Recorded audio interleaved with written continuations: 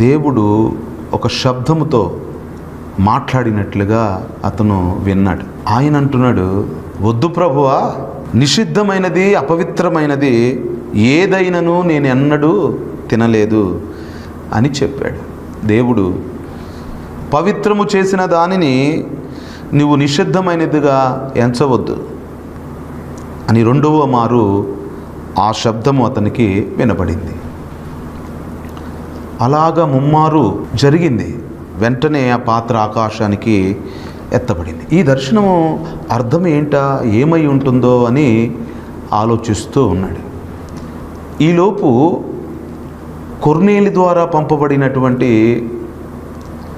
మనుషులు ఆ యొక్క ఇంటి ఆవరణంలో అడ్రస్ కొరకు వెతుకుతున్న వారు ఖచ్చితంగా ఆ చర్మకాని ఇంటి దగ్గరలోనే ఉన్నారు.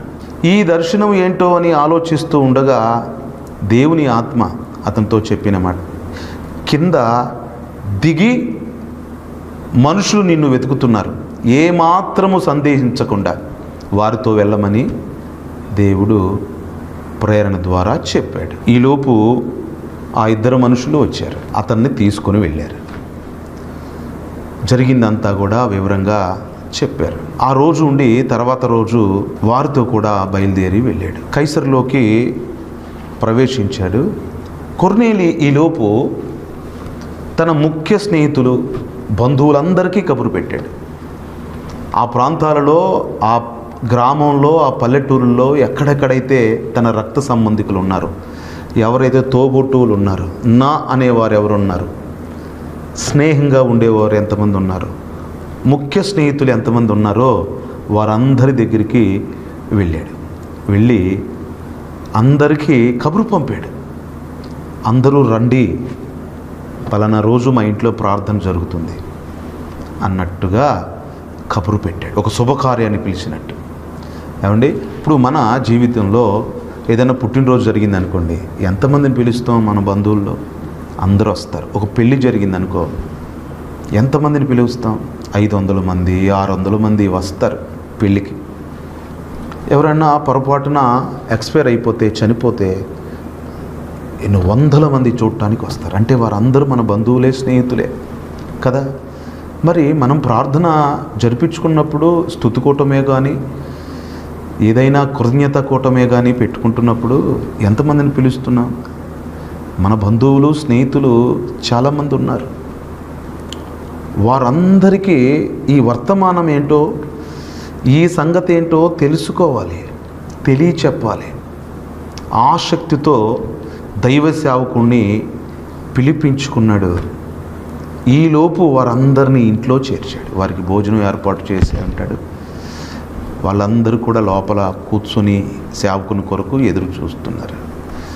ఇంతలోపు పేతురు లోపలికి వచ్చాడు. కొర్నేలి తన బంధువులతోనూ ముఖ్య స్నేహితులు పిలిపించుకొని వారి కొరకు కనిపెట్టుకొని ఉన్నాడు కదా. పేతురు లోపలికి ఎప్పుడైతే వచ్చాడో కొర్నేలి అతన్ని ఎదుర్కొని పాదముల మీద పడి నమస్కారం చేశాడు. పేతురు సున్నితంగా తిరస్కరించి, నేను కూడా నరుడనే అని చెప్పి లోపలికి వచ్చాడు. లోపలికి వచ్చి అనేక మంది అక్కడ కూడి ఉండటం చూశాడు. ఆశ్చర్యపోయాడు. ఏంటిది? వీళ్ళు తన యూదులు కాదు, రకరకాలమైన మనుషులు ఆ ఇంట్లో కూడుకొని ఉన్నారు. దేవుడు ఇక్కడికి ఎందుకు నడిపించాడు? అతని మనసులో ఉంది దర్శనము. ఒక పెద్ద దుప్పటి, అందులో చతుస్పాద జంతువులు, ప్రాకు పురుగులు, పక్షులు, ఇవన్నిటినీ నిషిద్ధమైనవి, ధర్మశాస్త్రంలో ఏది తినాలో ఏది తినకూడదో, ఎలా చేయాలో ఏం చేయకూడదో అని చెప్పి ఉన్నాడు కదా ప్రభు. ఆ నిషిద్ధమైనవన్నీ కూడా ఆ దర్శనంలో చూశాడు. దేవుని స్వరం ఏమో చంపుకొని తినమని ముమ్మారు విన్నాడు. ఇక్కడేమో రకరకాల మనుషులు ఉన్నారు, ఒక్కొక్కరు ఒక్కొక్క సంబంధించినటువంటి. ఉదాహరణకి అర్థమయ్యేటట్లుగా చెవికి పోగు పెట్టుకునే వాళ్ళు ఒకరు, ఏంటి సిక్కులేమో టోపీ పెట్టుకుంటారు, ముడి. ముస్లింలైతే లాల్చి పైజంలాగా వేస్తారు. బుద్ధులు ఇంకో రకంగా ఉంటారు, నాస్తికులు ఇంకో రకంగా ఉంటారు. రకరకాల ప్రజలు లాగా కనపడుతున్నారు. ఒకరు పంచి కట్టుకుంటే, ఒకరు ప్యాంట్ వేసుకుంటే, ఒకరేమో లుంగీలతోనే ఉంటే, రకరకాల ప్రజలు అన్నమాట ఆయన బంధువుల్లో ఉన్నారు. వాళ్ళని చూసి ఆశ్చర్యపోయాడు. అంటే వారికి నన్ను ఎందుకు పిలిపించారో అతను అడిగినప్పుడు వివరంగా చెప్పాడు. నేను ఒక రోజున ప్రార్థన చేసుకుంటున్నప్పుడు ఒక స్వరం వినపడింది,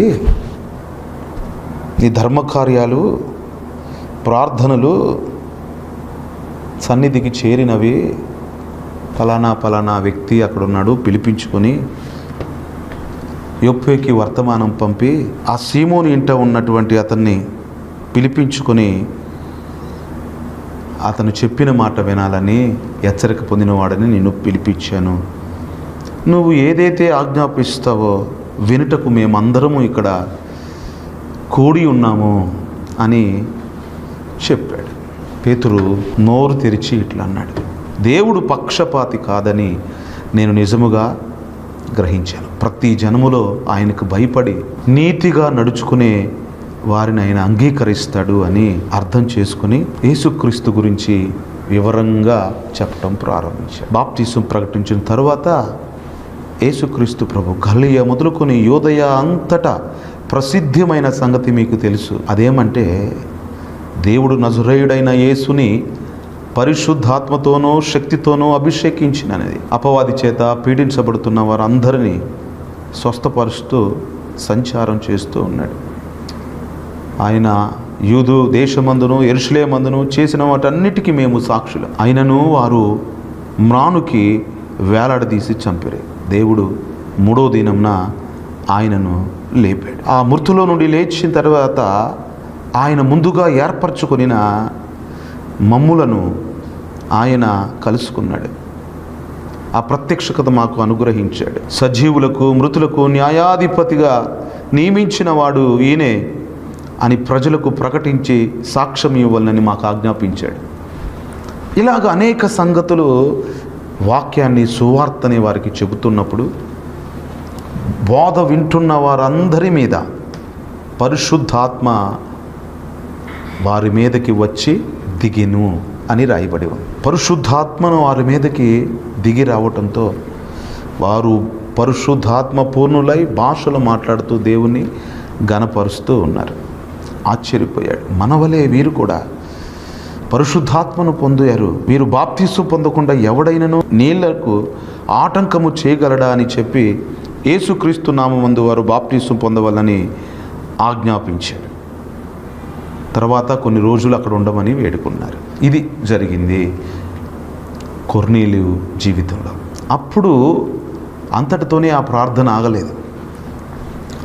అక్కడ పరిశుద్ధాత్మ పొందినవారు, బాప్తిసం పొందినవారు తిరిగి ఎవరి ఇళ్లలోకి వారు వెళ్ళిపోయారు. ఎవరి ఊరు వారు వెళ్ళిపోయారు. కొన్ని రోజులైన తర్వాత ఎక్కడైతే ఏ ఊరిలో ఉన్నారో ఏ వీధిలో ఉన్నారో వాళ్ళకు సంబంధించిన బంధువులు, వాళ్ళకున్న స్నేహితులు. ఇప్పుడు నాకు 4 స్నేహితులు ఉన్నారండి, ఒక 10 మంది బంధువులు ఉన్నారు. అలాగే ఒక్కొక్కరికి కూడా ముఖ్య స్నేహితులు ఉంటారు కదా, 4. వాళ్ళకి కూడా బంధువులు ఉంటారు కదా. వివాహం అయితే పుట్టింటివారు నట్టింటివారు ఉంటారు కదా. ఇలాగా ఒక్కరి వెళ్ళి వారి బంధువులు వారి స్నేహితులకి సువార్త ప్రకటించారు. పట్టణం నుండి వచ్చిన కొర్నేలి బంధువులు, పల్లెటూరు నుంచి వచ్చిన కొర్నేలి బంధువులు ఆ ప్రాంతం అంతటిలో నుండి చెదిరి సువార్తను ప్రకటిస్తే అందరూ కూడా యేసుక్రీస్తు ప్రభువును అంగీకరించారు. సంవత్సరాలు గడిచినాయి, రోజులు గడిచినాయి. ఈ రోజు వరకు మనం చూస్తే యూరోప్ దేశం అంతా కూడా క్రైస్తవ దేశాలు ఎక్కువగా ఆ ప్రాంతంలో ఉన్నాయి. పూర్తిగా క్రైస్తవ దేశాలుగా మార్చబడ్డాయి. ఇటలీ అనే ప్రాంతంలోనే మన మాజీ ప్రధానమంత్రి రాజీవ్ గాంధీ గారి యొక్క భార్య సోనియా గాంధీ ప్రాంతము ఇటలీ. నేటికి కూడా ఇటలీ ప్రాంతంలో ప్రపంచ వింతల్లో ఒక వింత అయినటువంటి కట్టడం ఆ ప్రాంతంలోనే నేటికి ఉంది కదా. ఆ దేశాలన్నీ క్రైస్తవ దేశాలే కదా, మీరు గమనిస్తున్నారా? ఆ ఇంటిలో ఆ రోజు జరిగిన ఆ యొక్క ఉజ్జీవం, ఆ ప్రాంతంలో జరిగిన ఆ ఒక్క సువార్త ఒకరి నుండి ఒకరికి ఎలా వ్యాపించి అంతటా ఎలా వ్యాపించిందో ఈరోజు కూడా కొర్నేలి పరిచర్య, కొర్నేలిలాగా ఒక ప్రార్థన జరుగుతున్నప్పుడు, ఒక సువార్తను నువ్వు నమ్మి బాప్తీసు పొందిన తర్వాత నీవు నీ బంధువులను, స్నేహితులను సువార్త ప్రకటించవలసిన బాధ్యత నీ మీద ఉంది. నీ దీపాన్ని వెలిగించుకున్న నీవు, నీ మనోనేత్రాలు వెలిగించబడ్డాయి. నువ్వు అంధకార సంబంధమైన అధికారం నుండి ఆశ్చర్యకరమైన వెలుగులోనికి నీవు వచ్చావు. కాబట్టి నీవు ఈ లోకములో జ్యోతుల్లాగా ప్రకాశించాలి. రక్షణ పాత్రను చేతపట్టుకొని నువ్వు దీపం వెలిగించబడిన నీవు, తెలుసుకున్న నీవు, ఆత్మచేత నింపబడిన నీవు, బాప్తీసం పొందిన నీవు, ఆ దీప స్తంభం మీద అందరికీ కనబడాలి నీ నీతి క్రియలు, సత్క్రియలు. నీ మాటలు అందరూ వింటున్నారు, నీ ప్రవర్తన అందరూ చూస్తున్నారు. వారికి మాదిరిగా నీవు జీవించాలి. సంఘానికి వెలుపట వారికి మాదిరిగా నీవు ఉండాలి. అలాగ జీవించకపోతే నీ ఇంటి వారిని కూడా నీవు రక్షించలేని పరిస్థితి వస్తుంది. కనని వారిని గొడ్రాలు అంటే